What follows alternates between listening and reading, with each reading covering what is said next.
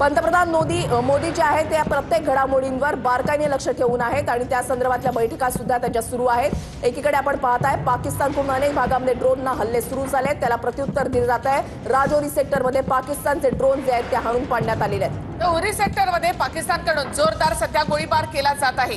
पुन्हा एकदा सीमेवर गोळीबार सुरू झालाय। राजस्थानच्या जैसलमेरमध्ये 4 ड्रोन दिसलेले आहेत आणि हे ड्रोन आता भारतीय लष्करानं नष्ट केलेले आहेत।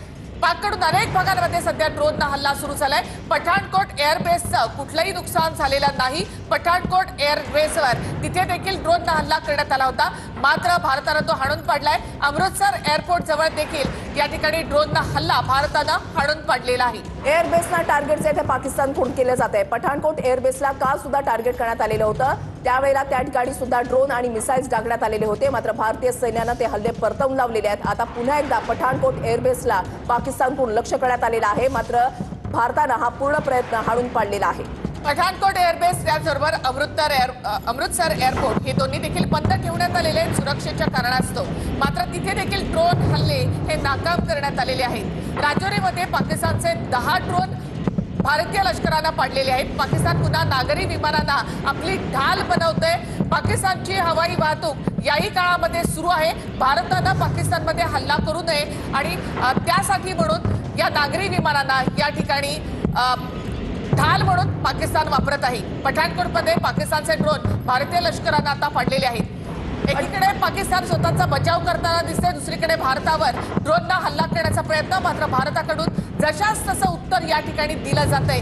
पाकिस्तानचे आतापर्यंतचे सगळे ड्रोन नष्ट करण्यात आले आहेत।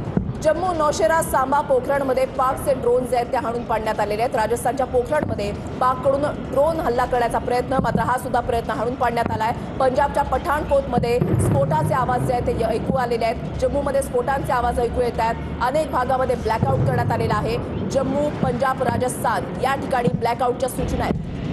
त्या पठाणकोट एअरबेस जवळ स्फोटांचे मोठे आवाज आलेले आहेत। पाकिस्तानचे एकामागोमाग एक सगळे ड्रोन भारताकडनं आतापर्यंत नष्ट करण्यात आले। उरी सेक्टरमध्ये पाकिस्तानकडनं सध्या जोरदार गोळीबार सुरू आहे। उरीमध्ये सामान्य नागरिकांवर पाकचा हा गोळीबार सुरू आहे। सीमेकडची जी गावं आहेत, जी घरं आहेत, ती आज रिकामी करण्यात आलेली होती, त्यांना इतरत्र हलवण्यात आलंय, मात्र पाकिस्तानकडनं अद्यापही या ठिकाणी गोळीबार सुरू आहे। काल ड्रोन आणि मिसाईल्सना हल्ला, आज तोफगोळे टाकले जात आहेत। जिथे जिथे पाकनं ड्रोन हल्ल्याचा प्रयत्न केला आहे ती ठिकाणं सुरक्षित आहेत। भारताच्या एअर डिफेन्स सिस्टीमची ही कमालच म्हणावी लागेल।